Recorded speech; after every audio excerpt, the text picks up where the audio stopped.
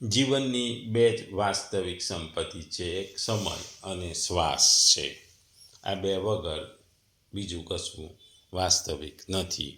ગીતાનો અધ્યાય 4 શ્લોક 6 જ્ઞાન કર્મ સંન્યાસ યોગ. ગુજરાતીમાં કહીએ તો ભગવાન બોલ્યા કે જો હું અજન્મા છું અને મારો દિવ્ય દેહ કદી નાશ પામતો નથી, તથા હું સર્વ જીવોનો સ્વામી છું, છતાં દરેક યુગમાં મારા દિવ્ય મૂળ રૂપમાં પ્રગટ થઉં છું. બીજા શબ્દોમાં કહીએ તો હું અજન્મા અને અવિનાશી સ્વરૂપ હોવા છતાં પણ, તેમજ બધા પ્રાણીઓનો ઈશ્વર હોવા છતાંય પોતાની પ્રકૃતિને આધીન કરી પોતાની યોગ માયાથી પ્રગટ થઉં છું. આ શ્લોકમાં ભગવાનનો કહેવાનો અર્થ છે કે માનવી આમ તો કર્મથી બંધાયેલો છે, તેથી જે જન્મ લે છે તે પ્રકૃતિના બંધનમાં છે, તે 3 ગુણથી બંધાયેલો છે, જ્યારે ઈશ્વરને માયા પોતાના સંપૂર્ણ કાબૂમાં છે કે પ્રકૃતિ પર સ્વામિત્વ ભોગવે છે, તેથી 3 ગુણોના પ્રભાવ નીચે નથી. તે પોતાની માયાથી જન્મ લઈ શરીર ધારણ કરે છે, પરંતુ વાસ્તવિક રીતે નહીં. વાસ્તવિક રીતે તેઓ જન્મ તે માત્ર આભાસ છે. તેની દિવ્ય શક્તિ જરા પણ અસર કરી શકે નહીં. અહીં આગળના શ્લોકમાં ભગવાને કહ્યું હતું કે મારા અને તારા કેટલાય જન્મો થઈ ચૂક્યા છે. હવે આ શ્લોકમાં ભગવાન પોતાના જન્મ એટલે અવતારની વિલક્ષણતાઓ બતાવે છે. આ શ્લોકમાં 6 વાતોનું વર્ણન છે. મેન અજ, અવયવ અને ઈશ્વર એ 3 વાતો ભગવાનની છે. પ્રકૃતિ અને યોગમાં એ 2 વાતો ભગવાનની શક્તિની છે, અને એક વાત છે ભગવાનના પ્રગટ થવાની. અહીં ભગવાન કહે છે કે હું અજન્મા અને અવિનાશી છું. વાસ્તવમાં મારો જન્મ નાશ ક્યારે થતો નથી, તો પણ હું સાધારણ વ્યક્તિની જેમ જાણે જન્મતો હોઉં અને નાશ પામતો એવું લાગે છે. તે જ પ્રમાણે બધા જ પ્રાણીઓનો ઈશ્વર હોવા છતાં હું એક સામાન્ય માનવીની જેમ જણાવું છું. એમનું કહેવાનો મતલબ એવો છે કે મારા અવતાર તત્વને નહીં સમજનાર લોકો જ્યારે હું મત્સ્ય અવતાર હોય, કશ્યપ, વારા કે મનુષ્ય વગેરે રૂપોમાં પ્રગટ થઉં છું ત્યારે મારો જન્મ થયો એમ માની લે છે, અને જ્યારે હું અંતર્ધાન થઈ જાઉં ત્યારે મારો નાશ થઈ ગયો એવું સમજી લે છે. અને જ્યારે જે રૂપમાં હું દિવ્ય લીલાઓ કરું છું ત્યારે મને પોતાના જેવો સાધારણ મનુષ્ય સમજીને મારી અવગણનાઓ કરે છે.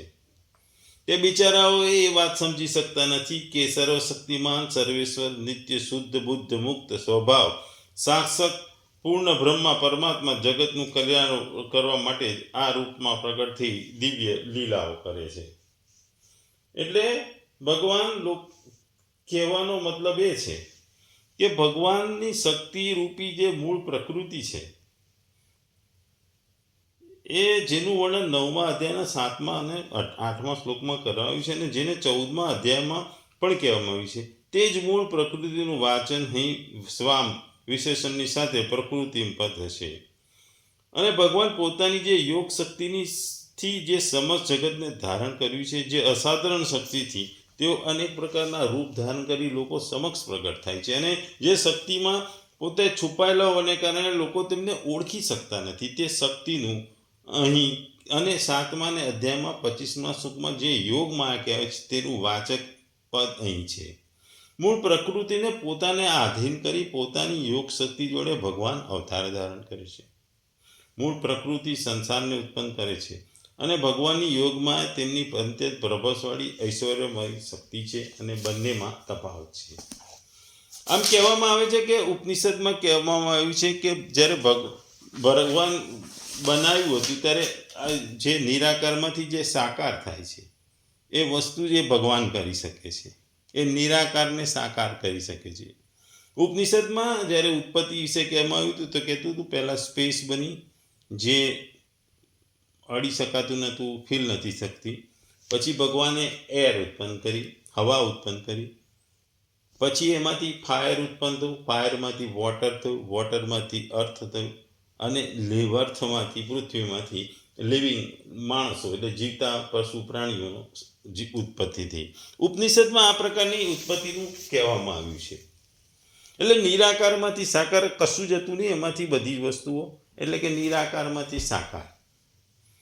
અહીં ભગવાન સાધારણ જીવો કરતાં પોતાના જન્મની વિલક્ષણતા સૂચવે છે. અભિપ્રાય એવો છે કે જેમ જીવો પ્રકૃતિમાં વશ થઈને પોતાના કર્મો પ્રમાણે સારી નરસી યોનિમાં જન્મ ધારણ કરે છે અને સુખ દુઃખ ભોગવે છે, તે જ પ્રમાણે મારો જન્મ થતો નથી.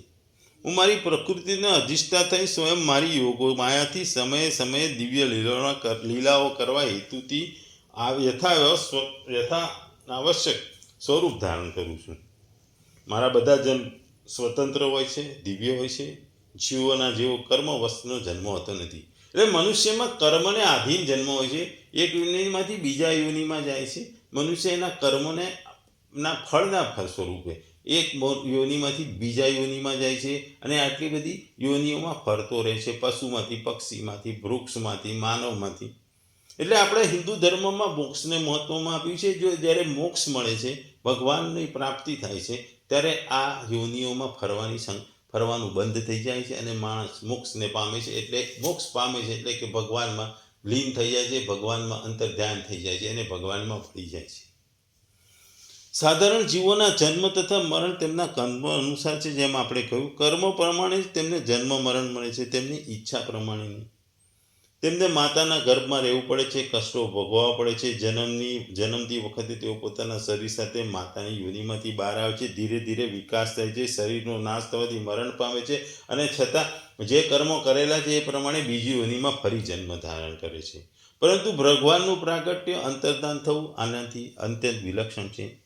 તે તેમની ઈચ્છા પર નિર્ભર છે, અવલંબિત છે અને જ્યાં જરૂર હોય એ રૂપમાં તેઓ પોતાની ઈચ્છા અનુસાર પ્રગટ થાય છે.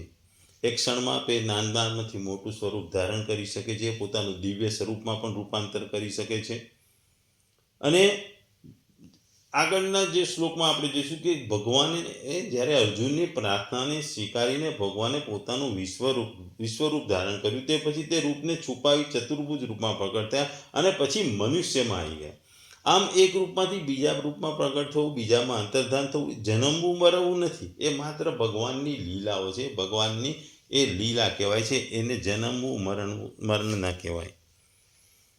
શ્રીમદ ભાગવતમાં જોઈએ તો ભગવાન કહે છે કે ભગવાન કૃષ્ણનો જન્મ તો માતા દેવકીના ઘરથી સાધારણ મનુષ્યની જેમ થયો હશે ને, તો પછી લોકો જન્મવા અને ભગવાનના પ્રગટ થવામાં શું ફરક છે, એ પ્રશ્ન ઉદ્ભવે છે.